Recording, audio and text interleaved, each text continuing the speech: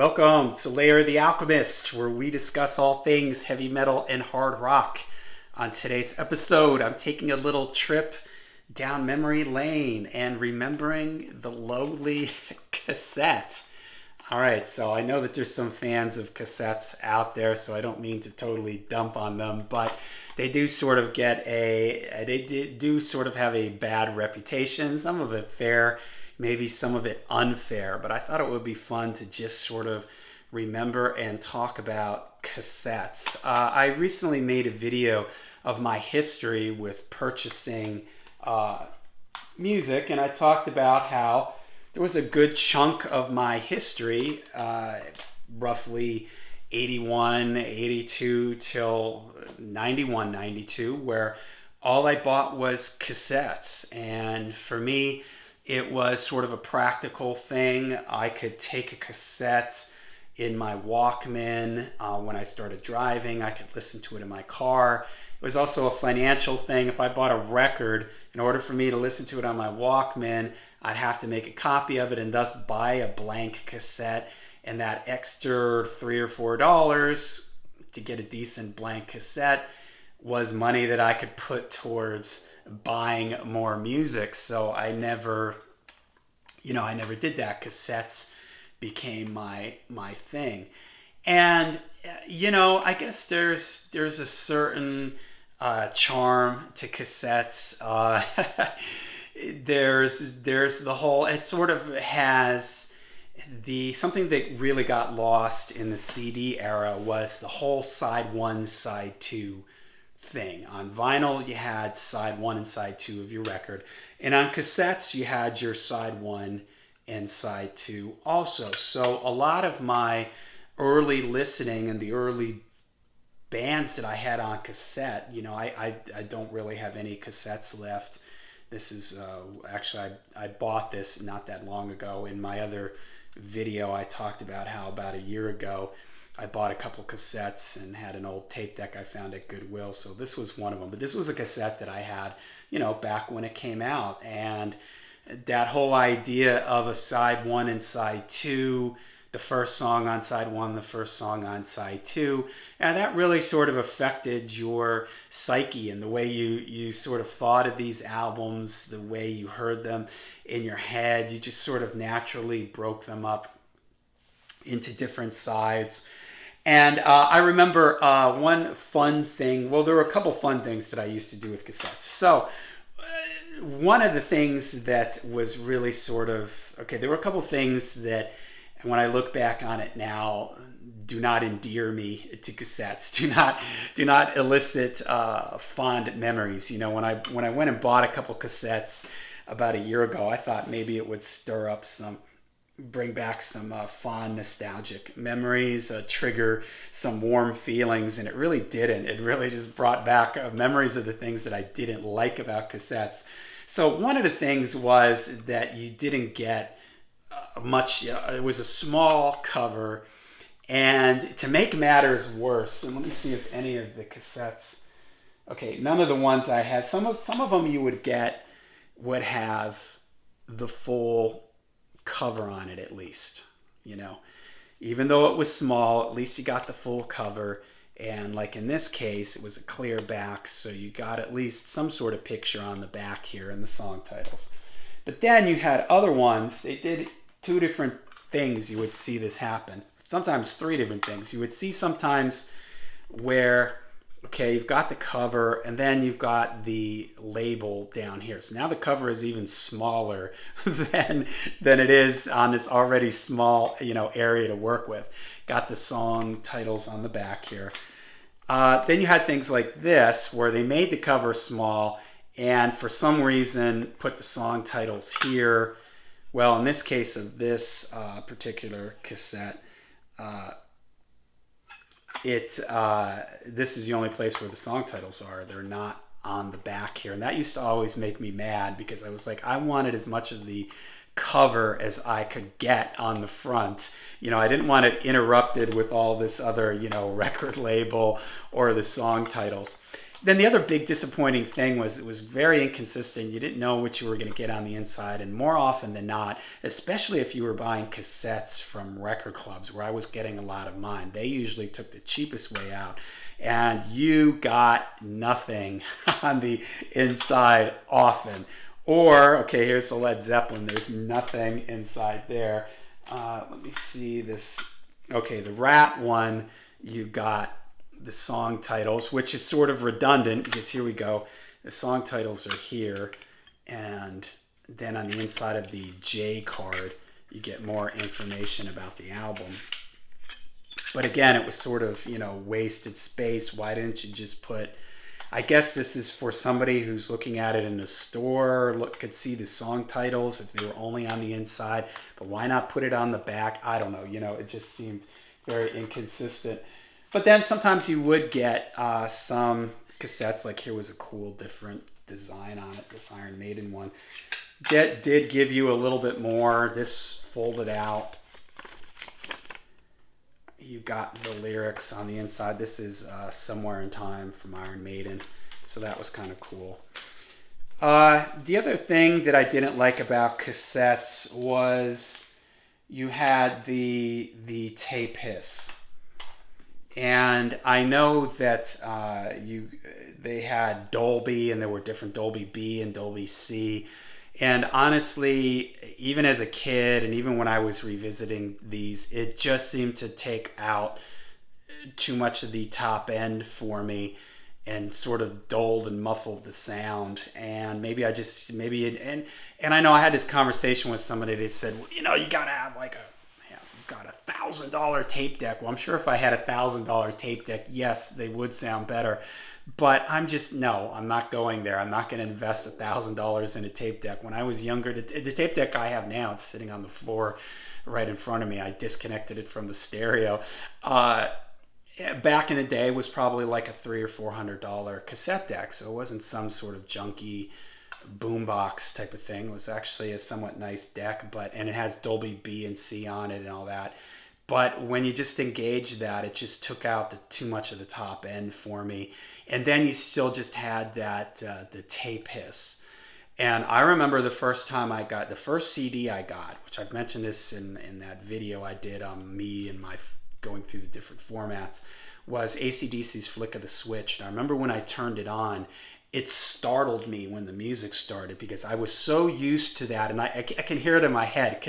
Those people out there that grew up with cassettes, can you hear the beginning of the cassette? Like, you had...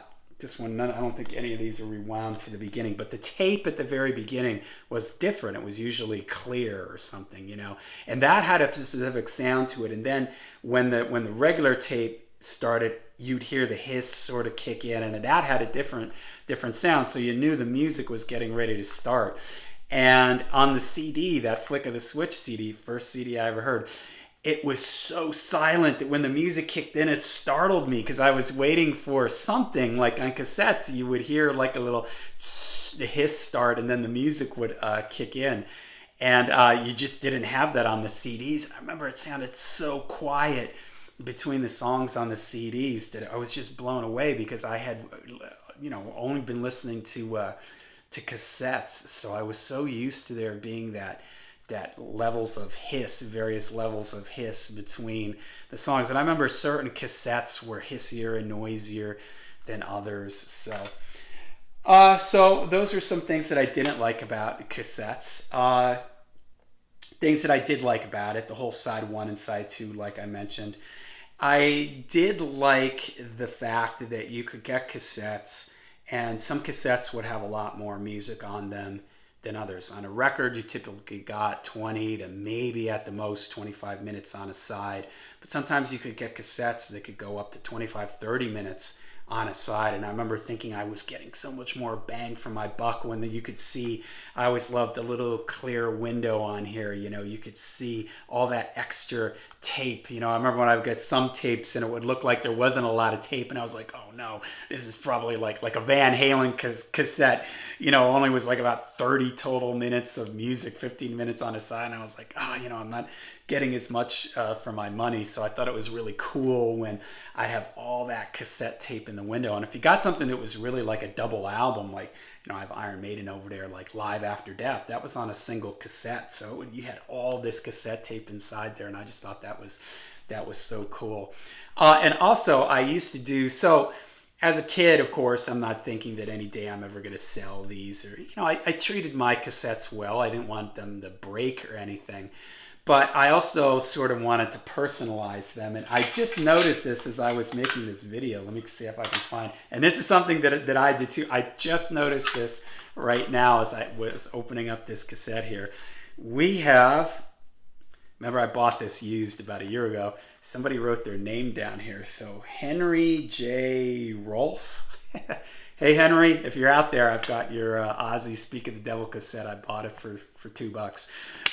But I used to do the same thing. I used to write my name on the inside, and I would even write my name down here. And I had sort of this clever little way that I did with my initials. I had this way, it looked like a band logo almost, that I would put on the cassettes right there. So I would sort of personalize them and make them my own. And the other thing that I used to do, and I thought I was so clever for doing this. So, all right. So people that remember cassettes will remember this, that you had these little things at the top here, and inside your cassette player, this prevented you from being able to record onto these. When you bought a blank cassette tape, it had these things here, but there was a little piece of plastic there that you could record on the blank cassettes. And then if you wanted, you could break the little things at the top so that now they're hollow. And inside the cassette player, it somehow read that. And if it was hollow like that, it wouldn't let you record on it. So it would protect your blank cassettes that you just recorded on. It was for that. And it was also for these, I guess, so that you wouldn't accidentally record over them, I guess. But what I used to do was, if there was, because sometimes if you had a cassette where maybe, let's say there's 20 minutes of music on one side and 25 minutes on the other, you would have one side of the cassette, the shorter side of the cassette, would end and have 5 minutes of silence, of blank tape. So what I would do is I would tape up the little thing here so I could record over it, and I would squeeze another song on the end there. Like I remember I had an Yngwie cassette, and I had an Yngwie live EP. And I took one of the live songs and was able to squeeze it on the end of my Yngwie studio album cassette. I think it was the Marching Out cassette. And I did the same thing with my Ozzy cassette. I had the live EP, and I was able to put a song from the live EP on the end of one of my Ozzy cassettes. And I thought that was just like, man, this is so cool. I took that 5 minutes of blank space at the end of the cassette, and I squeezed another song in there. It was such and it personalized it for me, and I thought it was just like so cool that I was able to do that. And talk about another negative thing that I didn't like about cassettes is that you could have that you could have a bunch of blank space at the end of one, just so it filled out and made it more even on both sides. But yeah, so those are some things that I did to sort of customize my cassettes. Unfortunately, cassettes, the sound quality, there's sort of they don't have the dynamic range, certainly, of a CD. They don't have the dynamic range of vinyl either. It was really a portable medium. And at the time, it made way more sense than 8-tracks did, for sure. They sounded better than 8-tracks. 8-tracks had that annoying thing of splitting the songs across a track, and the thing, forget about it. So cassettes at least had that going in their favor. And the whole blank cassette thing, that was cool. That was a really unique thing that, another cool thing that I would do is I would take my cassettes. I had a dual cassette deck. So I would take my favorite songs and make mixtapes. And that took a lot of work. You had to queue up, the song you wanted on the cassette. You got to get your blank tape ready. You had to sit there, start and stop at everything. So it was sort of a labor of love to make a cassette with your favorite favorite songs on them. So, and then another memory I have with cassettes is that I used to have a suitcase thing that I carried them around in. It was like a two-sided suitcase thing. You'd click it open, flip it open, and you could fit, I don't know, it was probably 25, 30, 40 cassettes you could put on the top, and then you flipped it over and you could have the rest over there. So it was, because of the way the cassettes were with the names on this part of the J card there, it was, a way for you to store it, and then I could carry them around when I had them in my car and stuff like that. So unfortunately, cassettes, they seem to degrade over time fairly quickly. Temperature and heat and things like that affected them pretty easily. If you didn't have a good tape deck, they could get chewed up. Even if you had a good tape deck, they could get chewed up. And probably the most common thing and the most irritating thing, it's probably hard to see this if you're not familiar with cassettes, but there's a little felt thing here, and when the head of the cassette player pushed in, you needed this little piece of felt to push the tape against the tape player head, and that felt thing, which was just, I guess, glued on, would very often either move or just fall out altogether. And when it fell out altogether, you could still sort of hear the cassette, but it was basically just ruined. So all right, so there you go. There's some little stroll down memory lane here with cassettes. Let me know some of your memories of cassettes, the things you liked, you didn't like about them. Anybody out there still collect cassettes? Do you still have your cassettes? I mentioned in my last format video that all mine are long gone now, but does anybody still have theirs from back in the day? Do you still listen to them? What do you think about them? What do you think about them compared to CDs and vinyl? I mean, every format has its own feel and charm to it, colors the music in a certain way. So maybe for some people, there's a certain colorization and feel to cassettes that they really enjoy. So all right, let me know down in the comments your cassettes memories, good and bad. Make sure you hit like and subscribe, and until we see you again, be kind, rewind.